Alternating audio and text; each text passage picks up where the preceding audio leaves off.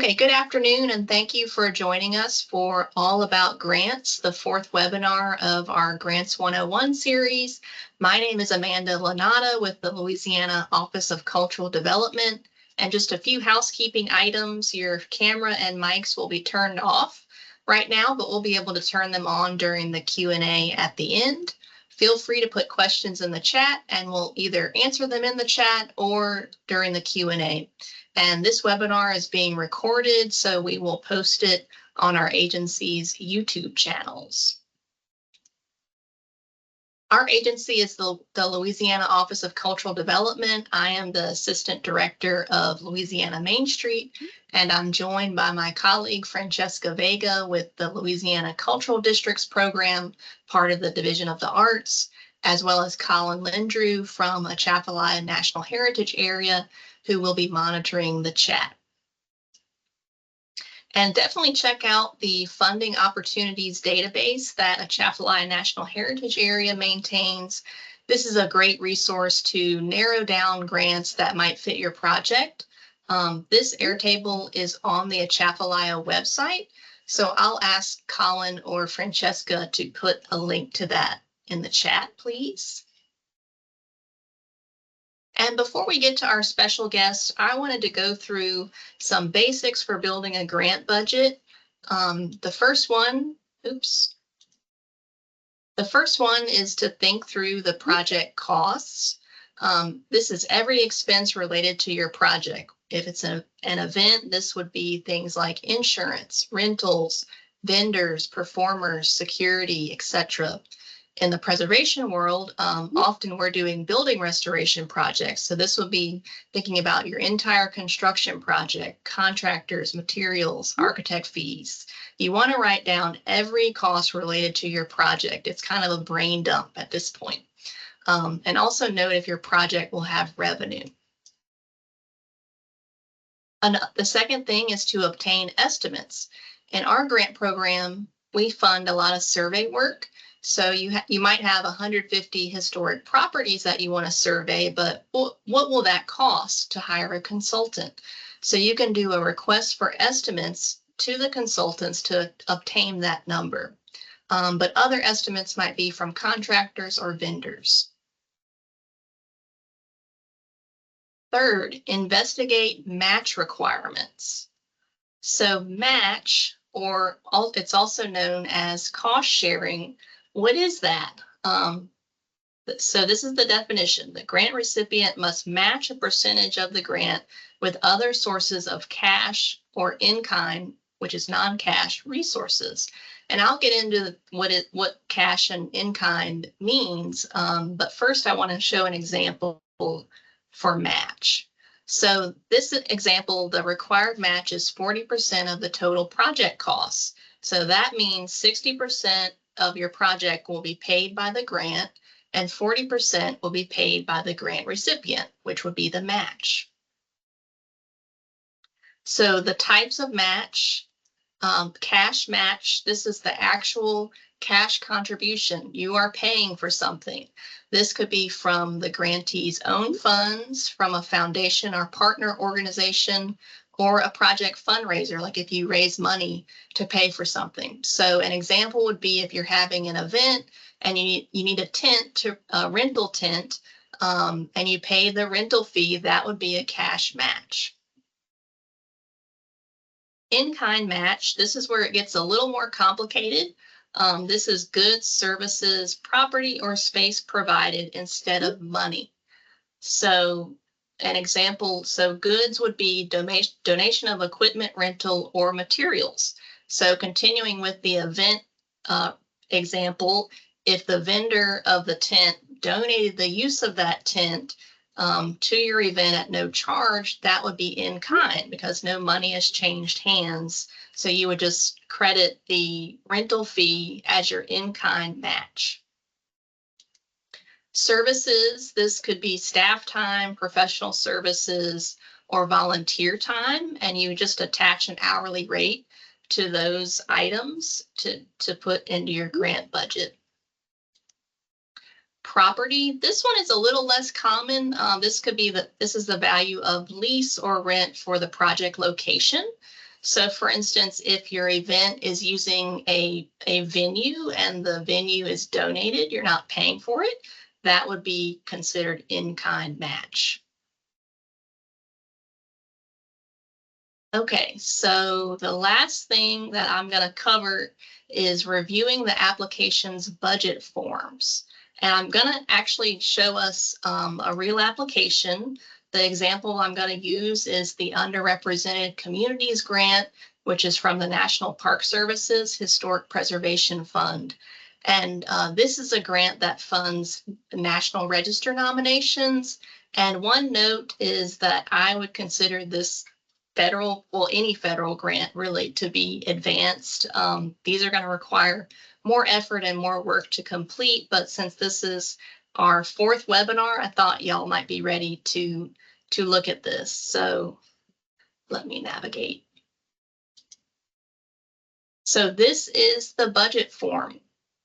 This is the actual budget form for this federal grant.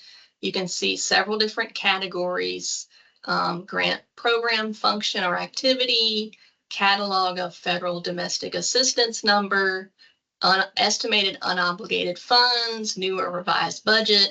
You see there's a lot of terms here that might not be clear. So what I would do when looking at this would be to go to the application instructions, which for federal grants are going to be in the notice of funding opportunity, which is often called the NOFO, to learn what all these mean. And you also see there's a federal and a non-federal. So the non-federal is going to be your matching funds, and the federal is your grant funds. So this is the budget summary, which is just a high-level overview of what your project is.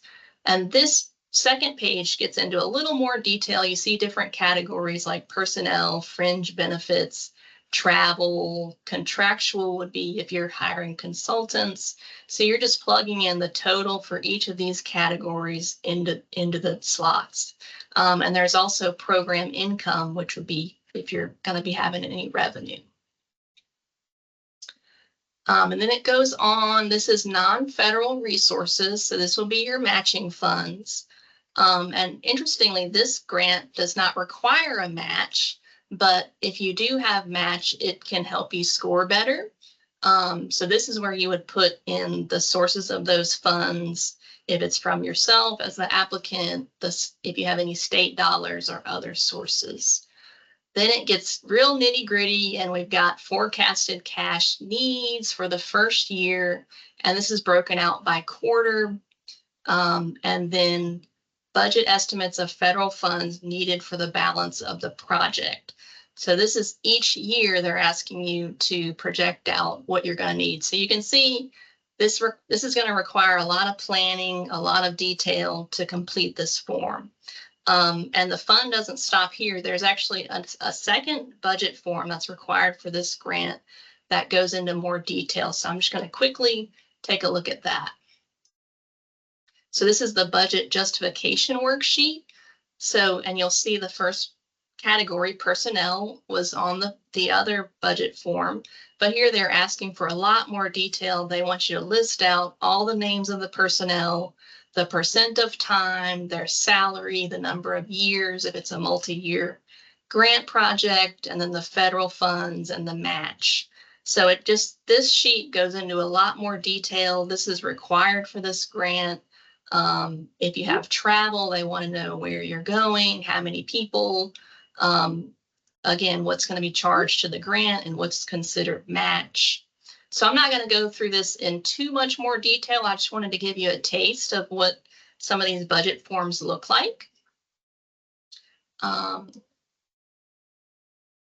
Okay, so when in doubt, ask the funder.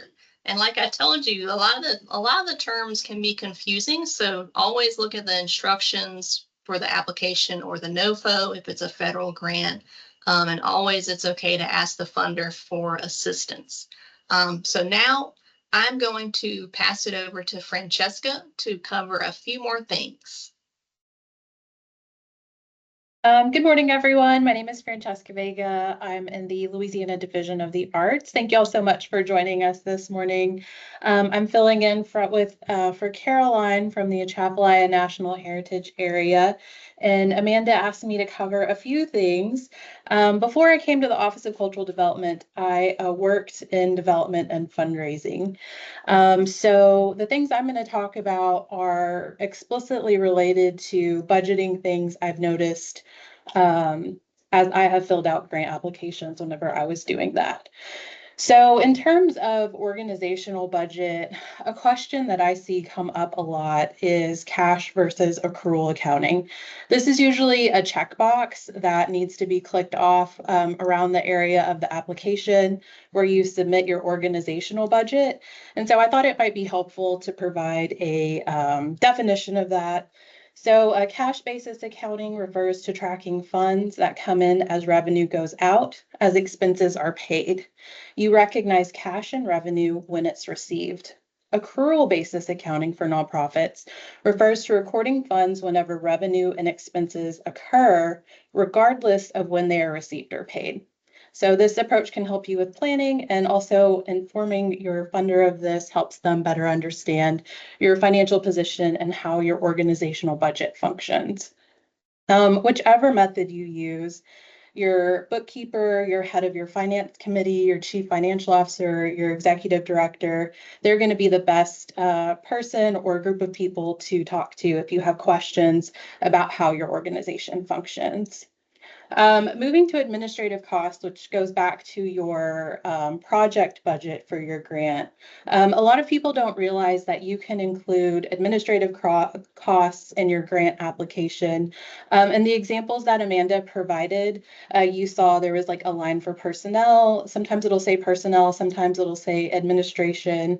And that is where you would put that information in. This can be really helpful if you have a staff member that's going to be spending a significant amount of time on a project. Say 10% of their time is going to be spent. That's something that you could add into your grant budget. Of course, you always want to check with your funder to make sure that that is a eligible cost. But I think a lot of people don't realize that that is an opportunity to get support for your organization. I also wanted to talk about the glossary of terms. We have a grant program through the Division of the Arts called Louisiana Project Grants. And in the guidelines for that grant program, we have a glossary of terms at the end. I'm going to drop that in the chat. And I just thought that would be a helpful resource to provide to help better inform everyone about how terms can be used. It's also a good starting point for understanding terminology and grant applications. However, as I mentioned, you definitely want to check with your funder if you have any specific questions about grant applications or the terminology used in them. So that is it for me, and I will hand it back over to Amanda.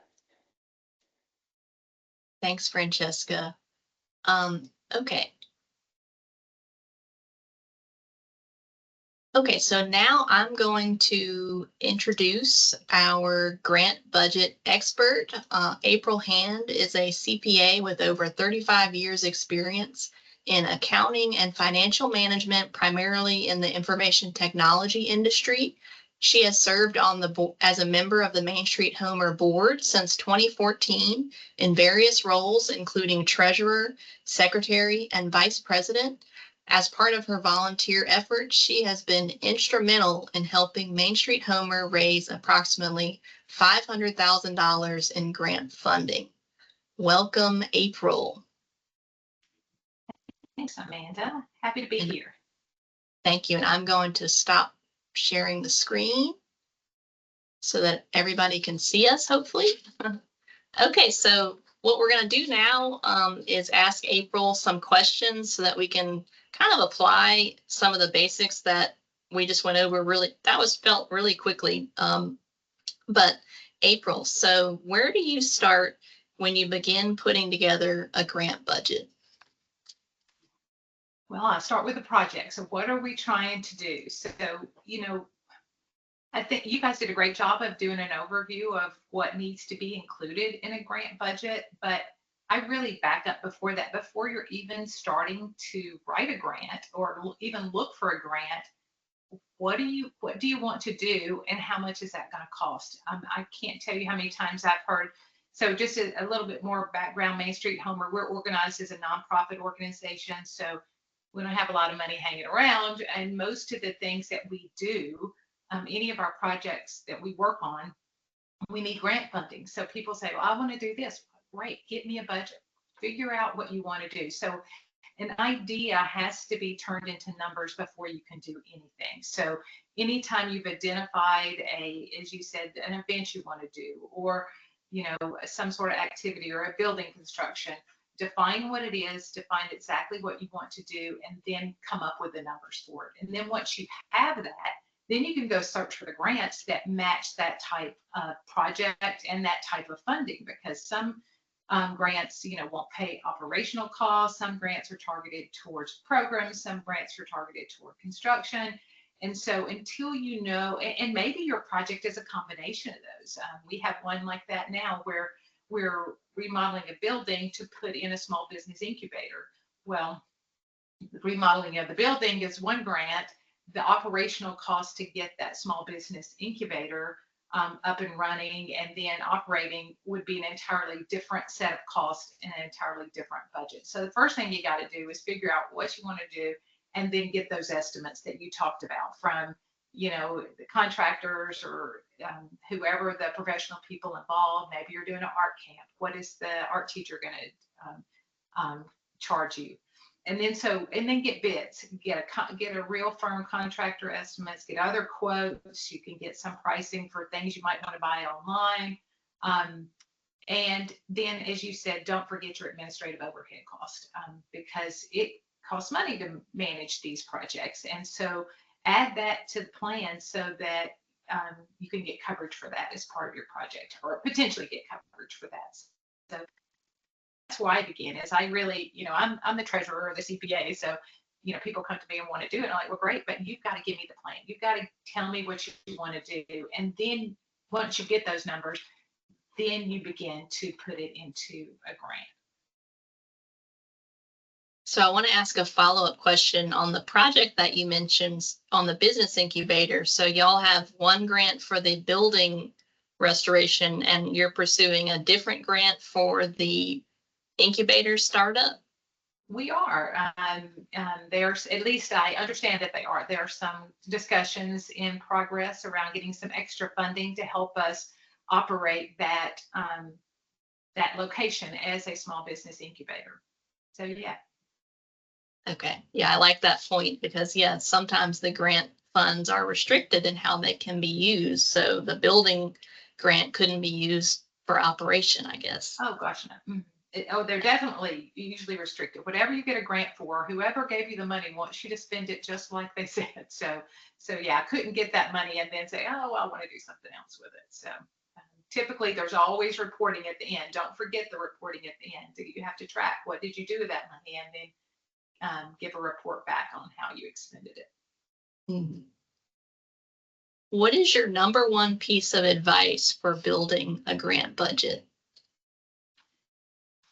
Well, my number one piece of advice for just being successful in getting a grant is convincing whoever is granting that grant, the grantor, that what they want to give you money for is what you wanted to do anyway. So you know what you want to do, and they know what they want to give money away to do, and you've got to bridge that gap. And money is part of that. So first you have to tell that story. If somebody's trying to, for the historic preservation, they're trying to give out money to help preserve old buildings. Well, maybe what I really want to do is a small business incubator, but I would approach that in that same example of saying, look, but I'm putting it in a historic building, and because it's in a historic building, what I wanted to do anyway, which was create that small business incubator, fits your objective, because what you wanted me to do was, rehab a historic building. So first thing to do is try to figure out how your money requirements might match that grant objective. And it could be creative. It could be different ways. And then, like I said, you have to go find the right grant application. If you find the grant application, first you get that cost estimate we talked about already, and then maybe you break that down. What are your must-haves and your nice-to-haves? And so you might want to be careful about how much you ask for to match with the grant, their, what I call their wheelhouse of what they want to give away. We have been some, mismatches in the past on how much we're asking for versus what the grantor is willing to give out. Have your firm estimates, again, get that match. And then now you've done all that, now you have identified a grant and you're applying for it, you've got to carefully read the instructions and see what they want, because every one of them is different. There is no standard template for every that you could use, that you could go build for your organization and then plug it into every single grant application. But Amanda showed earlier the federal application. Well, that's unique, and you obviously have to fit whatever you're doing into that format. But I would say start with something that makes sense to you, has a lot of detail, as much detail as you can get. And then once you have that available, you could plug it into the format that the grant is asking for. And they may have their own format that you have to fill in the blanks, or they may not. And even if they don't, still read their instructions carefully and make sure you understand what they want to know. We have a lot of folks that help write grants for Main Street Homer, and they have asked me in the past as treasurer, give me a budget, give me our organization budget. I'm like, okay, no, tell me what they're asking for. Let me read the instructions, because every request is not the same. Some want to know what your operational budget is for the year, in addition to what your project budget is, and some want project budgets broken down a certain way. So you have to really read the instructions, and read them again, and then read them again once you fill it out, and make sure that what you've said really is connecting with what they're asking for. Did that answer your question? Yeah, thank you. Thank you. What are your thoughts about meeting a grant's match requirements? Well, first of all, I don't like match requirements. Find another grant. No, just kidding. No, there are a few grants that don't require matches, and I love those for sure, because we're a poor little nonprofit. But most of them want you to have some skin in the game. So you get creative with that and stack different sources of funding. We have one project we did. We built a park, and by recollection, I think we had 3 different grants that we wrote and received for that project. We had in-kind donations of time and equipment. We had cash donations that we used, that we all cobbled together to create that project. And so, get creative, find all kind of sources. But and then you can go get bank funding. We have done that. It's not my favorite to go into debt, but there are ways to get the money. But make sure you have it lined out first. Know what the match requirement is, and have identified how you're going to get that money. And if it's not already committed, I would make sure you have a really good line of sight on how you're going to get it before you even apply, because once you're awarded that, then you're going to have to come up with those funds. And so if you don't have your plan in place or identified, it could be a sticky situation. Yeah, could you talk more about the park project? It sounded like y'all utilized basically all the types of match, but you had multiple grants. So how did that work? Well, I have to scrub back my memory. I don't remember which one had met. One of the match was it was a Louisiana Main Street grant. It was the Lighter, Cheaper, Quicker grant, I believe. I can't remember the name of it. And so it gave some funding for these quick projects to do, various things. I think it was for placemaking. And so our place that we made was this park. And then National Main Street at the same time had done a program where they partnered with IOB, the In Your Backyard organization that helps nonprofits raise funding for projects. And so they provided us some grant money. And they also provided us a platform and helped us raise cash donations. So that was doing that. So that was another grant. Then we took that project to our city government and said, look, this is going to be a big project and we've got these other funds of sources of funds, but we need some more. We got them to chip some money into the game. So that was another grant that we received. And then, like I said, for the in-kind, we had a lot of sweat equity into that. I have the scars from the poison sumac. I got trying to clear off the lot. So we did all the clearing, and then we had some other, local people donate some equipment to help us do that, to get the park ready to go for the construction. So that's how we stacked all the pieces together, and we just kept working it until it was done. So did you use y'all's labor and the equipment donation as match? I don't think either of those. I think we had enough cash match that we didn't need that in any of those grant applications. They were fairly small grants.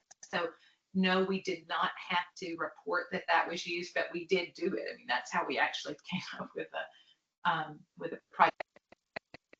But I don't think any of the grants we got for that required it. Okay. So you mentioned the bank financing. But I'm sorry for the estimate to interrupt you. But we have done grants that do, for labor. The key to that is tracking time, especially if you're using your own volunteer resources. We did have a grant where we did a national park, HSRP grant to rehab, to stabilize a gas station.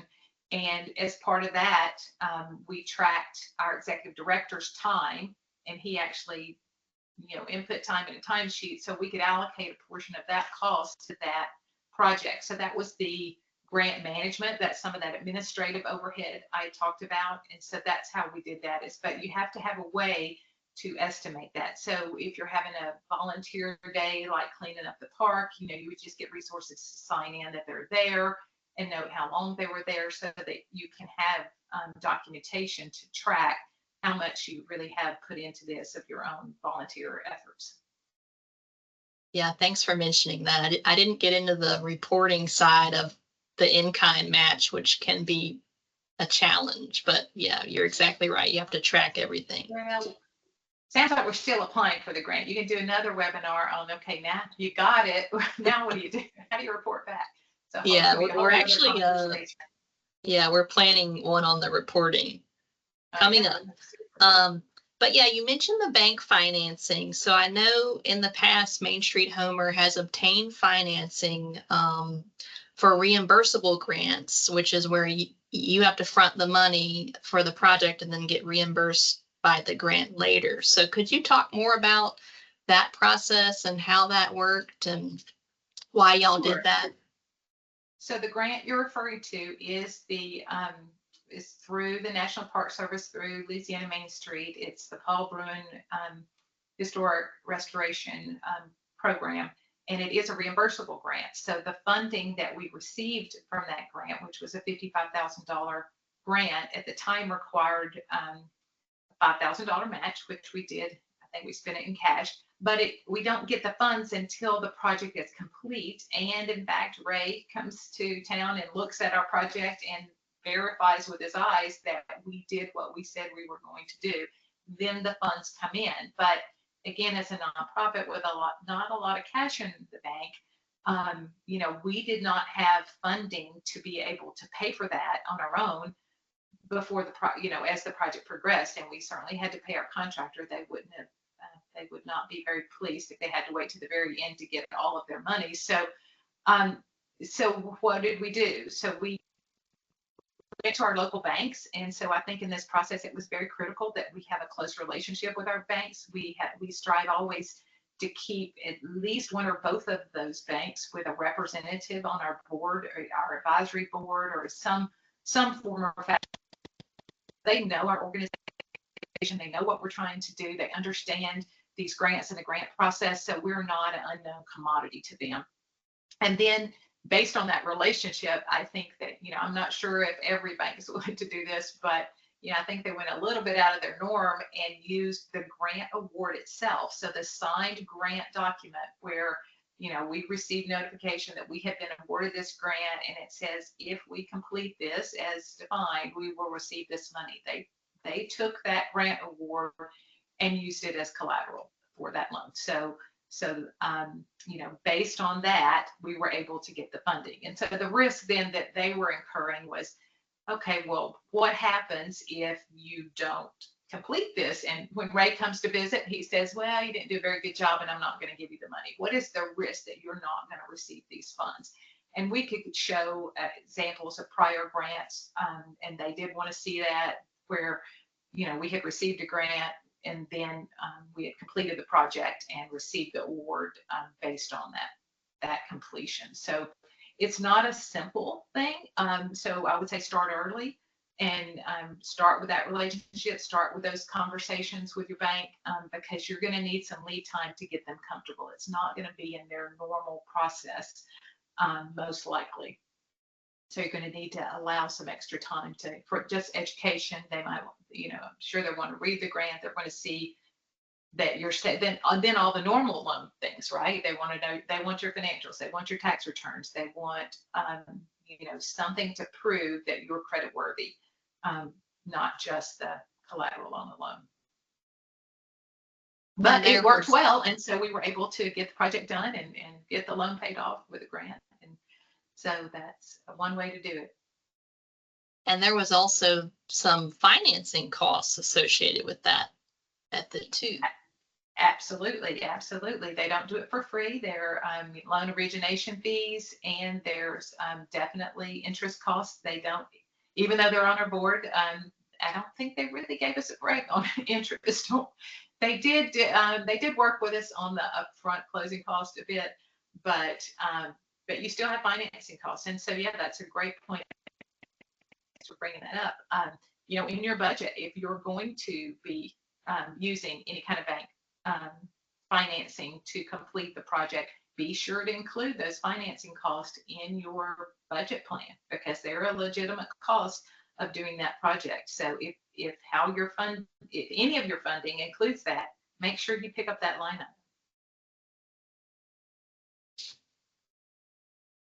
item. What is the biggest lesson you have learned about grants and grant budgets? So this might be a mistake that you learned from, or feedback from an application that did not get funded.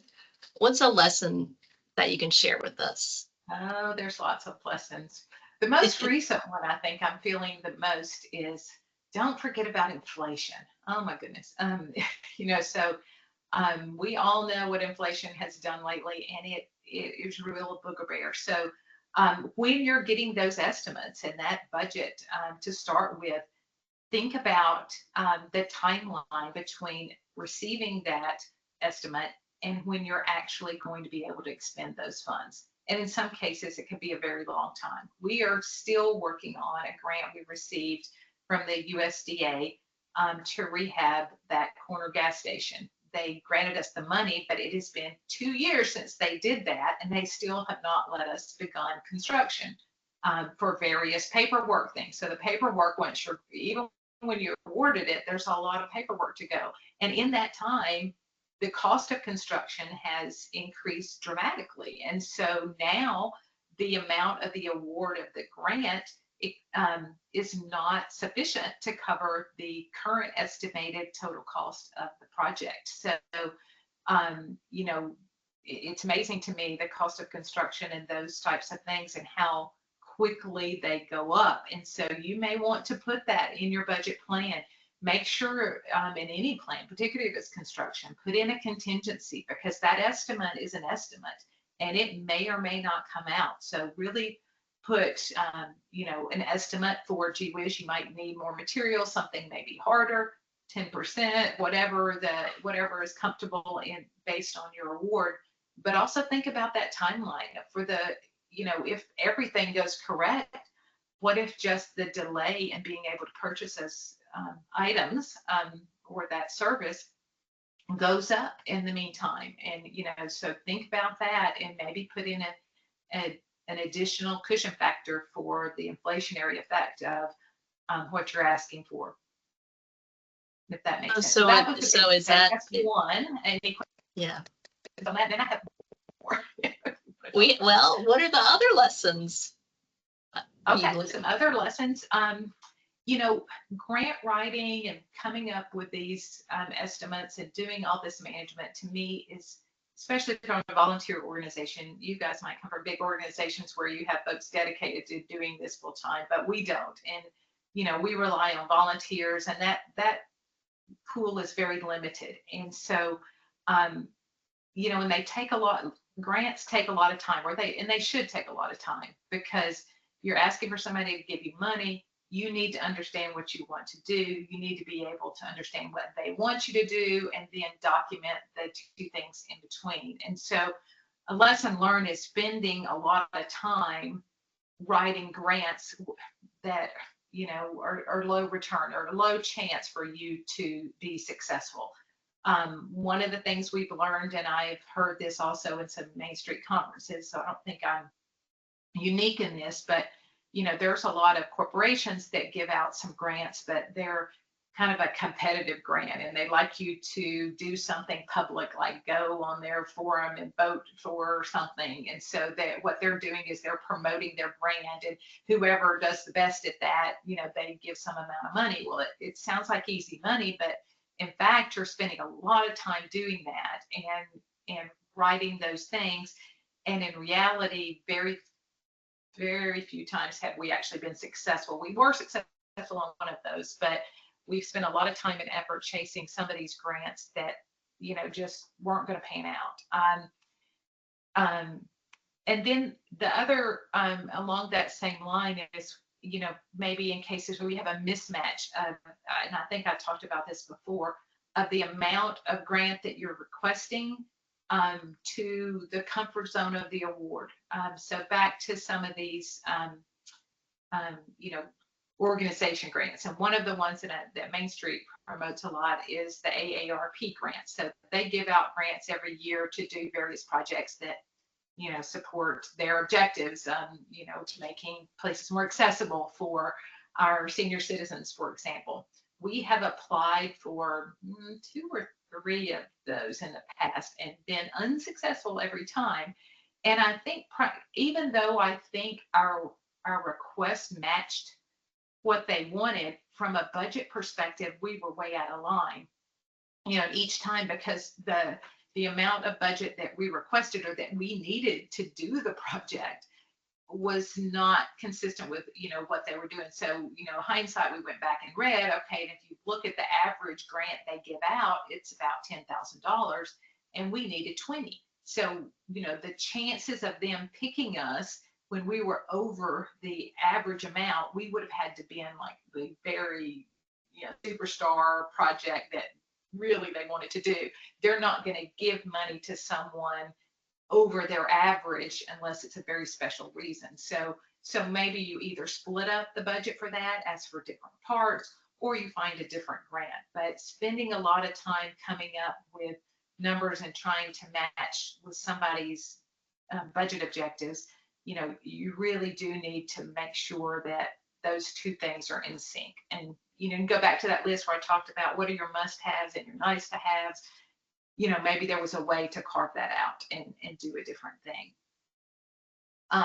And, you know, this is not necessarily budget, but also the suitability to their objectives. You know, we have written several applications to this T-Mobile grant where they're trying to give money to small towns, but we've not been successful. And what we've heard back is that, well, gee whiz, T-Mobile doesn't provide service in your area, so it doesn't matter if you're a small town and you technically meet all of their objectives, you know, your chances on that one maybe not be as good as someone else's. So, you know, if that were an easy grant to do, go ahead and put in the application, you might get it. But if you're going to spend a lot of time writing that grant, and you know that, listen, this, even though you might technically meet their requirements, you probably aren't in their, you know, where they're really trying to target their funds. And a way to do that, to find out, is to look back.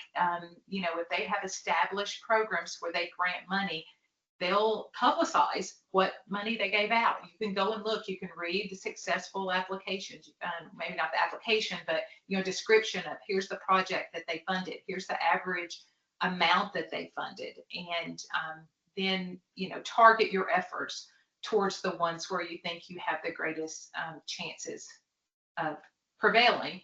And then the other lesson is that, and my husband always says this too, you got to write 5 to get 1. I mean, you're just not going to be successful every single time. So take that same grant, take that same budget, that same project, and look for multiple grants that you can apply to, because oftentimes you've done the work once and now you can leverage it. You can take that same budget, and I would strongly suggest to you, don't turn in that same piece of paper to 3 different applications, but you can customize that work you did, that base information you had on your budget. Now tweak it a little bit, turn it into this grantor, tweak it a little bit, turn it into a different one. And then you're leveraging the work that you've done, and probably even their, the write-ups that they want can be similar.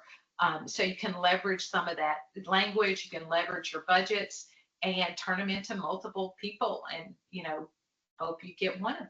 If you get 2 and it overfunds your project, I always say that's going to be a good problem to have. We'll sort that out later. It's never happened. But, so those are some big lessons that I've learned.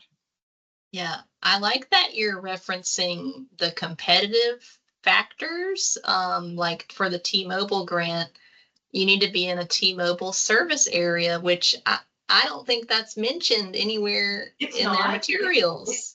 It's not, and that's just and that's from the grapevine. So they don't say that, but you wonder why aren't you getting funded? And then so we asked the people that are a part of that review process, and that's the feedback that we got, that they're like, oh, we're really, they really want to target the communities that they're already in. And like, well, don't you want to expand? I mean, here's, what, you could be the big cheese in this community. Come on in. So it doesn't mean that to give up, but I mean, that's at the same time, it might not be that you didn't have a great application. It's just at the end of the day, you're still not in, the objective, what they're really trying to do.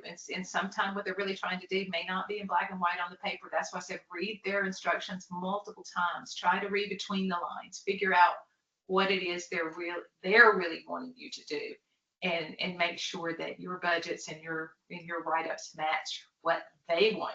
They think they want you to do. Like back to my example, I still got my building fixed, and but what I really wanted was the small business incubator, and I got it because I focused on what it was that was important to the person giving out the money in the application. Yeah, so it just seems like there's a lot of digging that you have to do to find out how competitive is this grant and can I compete. So right. And then like I said, and then just figure out what your time and resources are.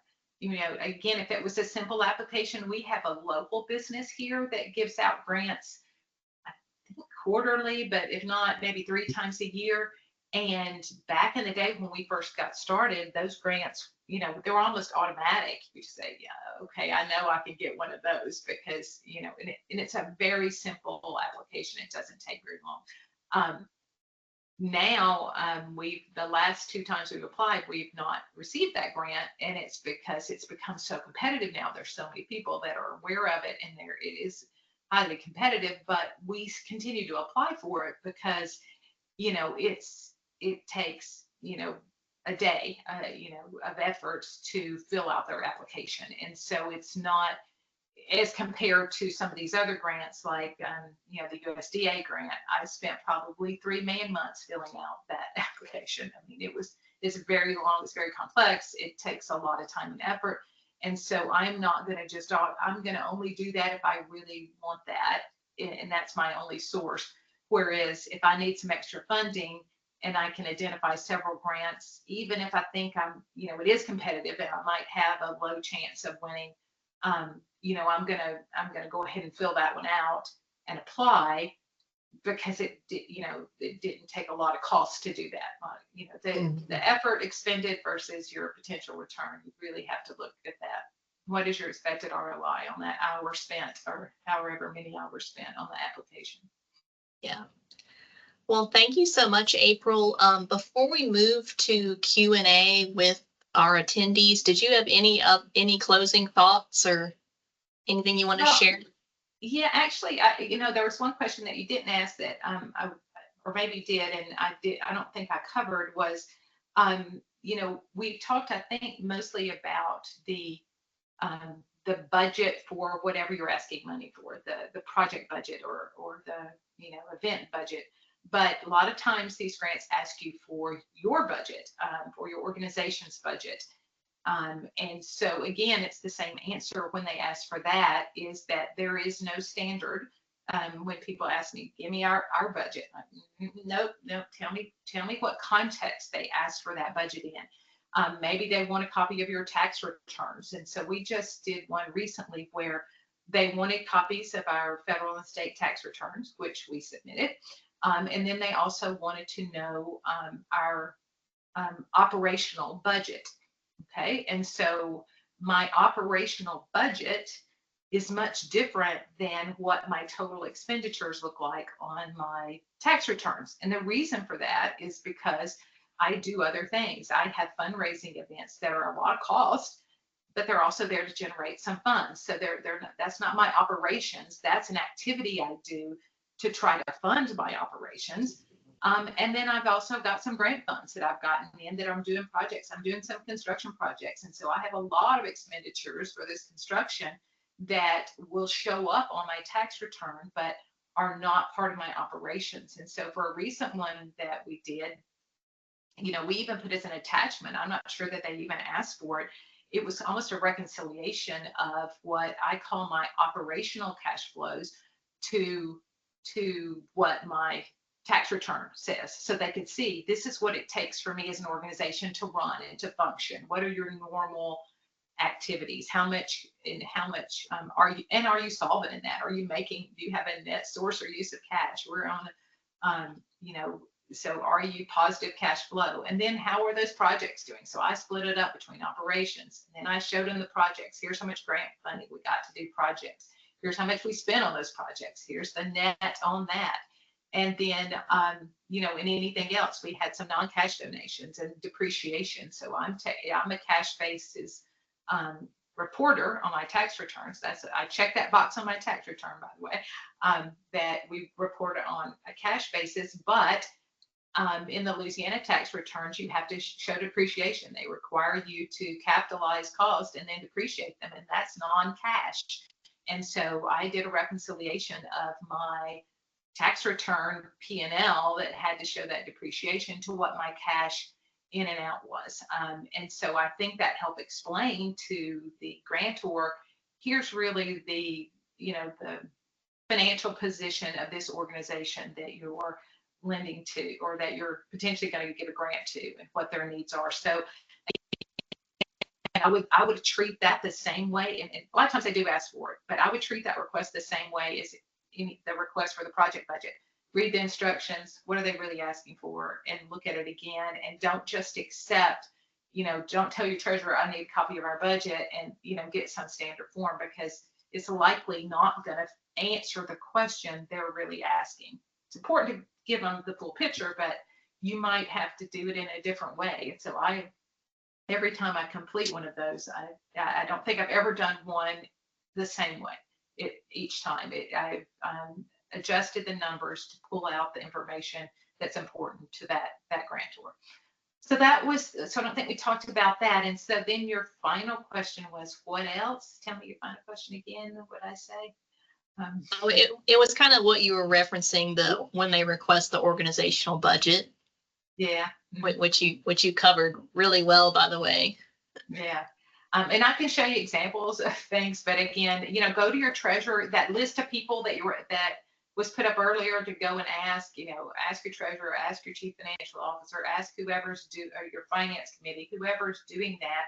Make sure they're part of that grant application and they read that and they understand. And what is required in those circumstances, because if they're generically just giving you something, it's probably not going to fit. You're going to need to massage that or ask them to massage that data to really answer the question, or to, you know, to increase your chances of success on a grant. Yeah.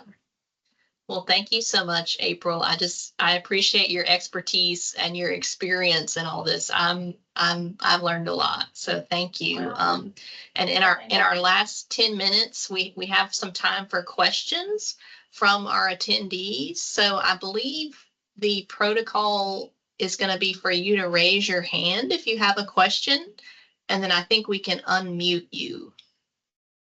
So feel free to do that, or if you'd like to put a question in the chat, we can answer it from there.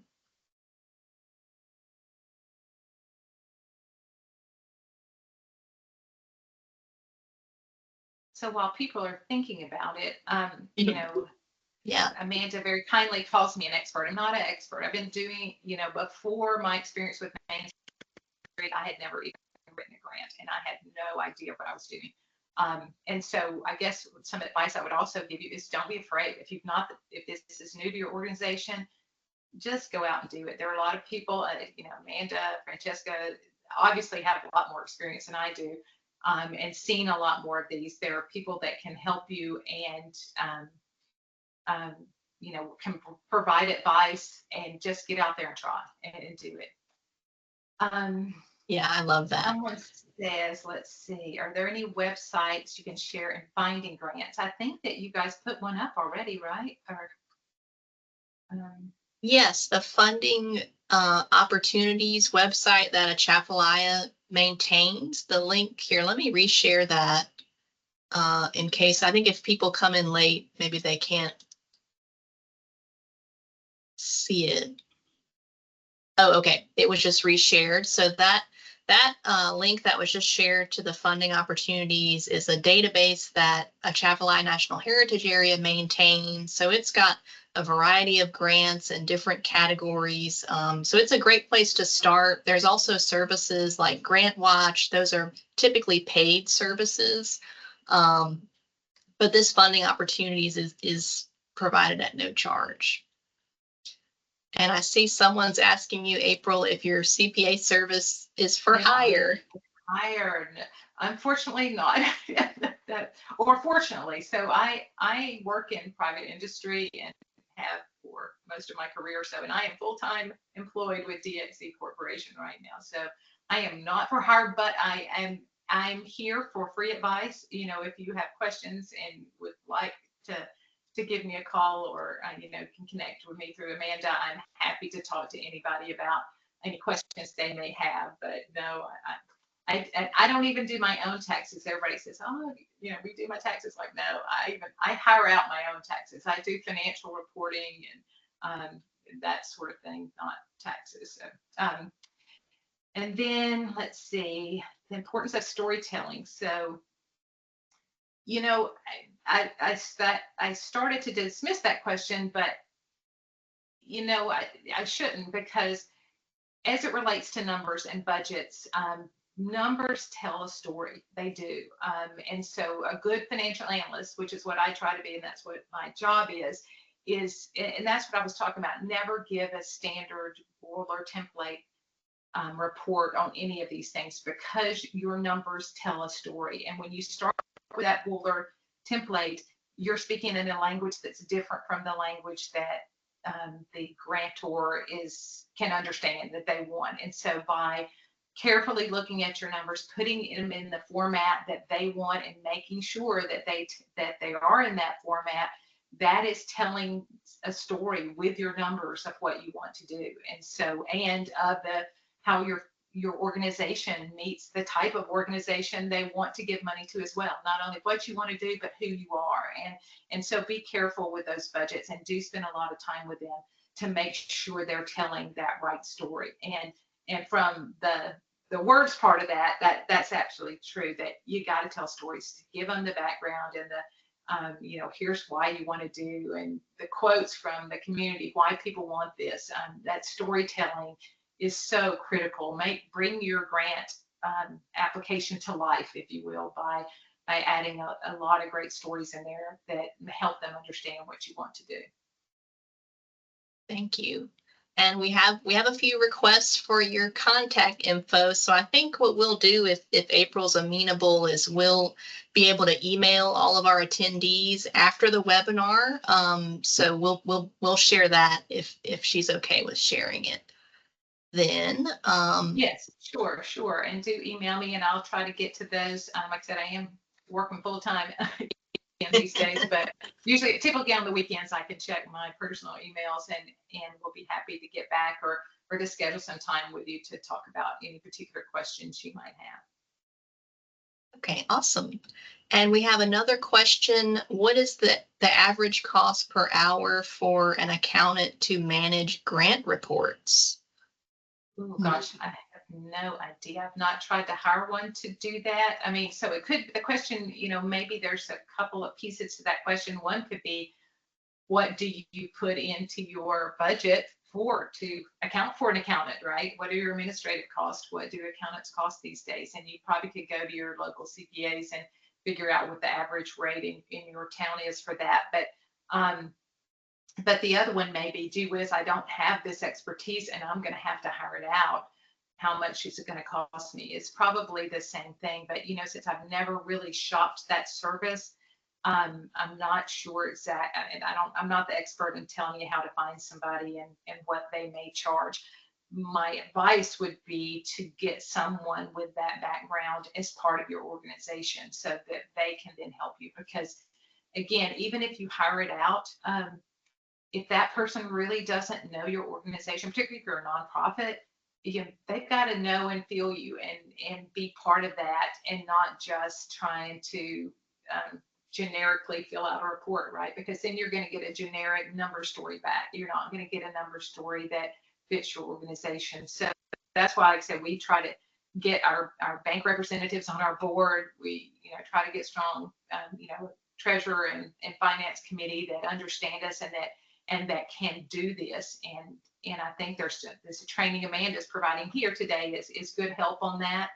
And maybe there needs to be another session that is, okay, we've got a grant. Let's go build that budget. What does it even look like? Some working sessions for people that really need to start from scratch on that.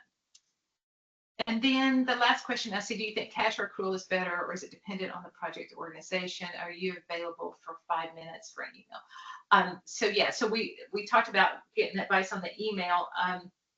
To respond to an email, we'll try to get that. I don't know if I have an opinion on the cash or the accrual. The things, again, that I am not an expert in really even is nonprofit accounting. I mean, we are on a cash basis because we're a very small organization, and it's typically easier to do your books on a cash basis. That means if you write a check, it goes in your books. If you get money in, it goes in your books.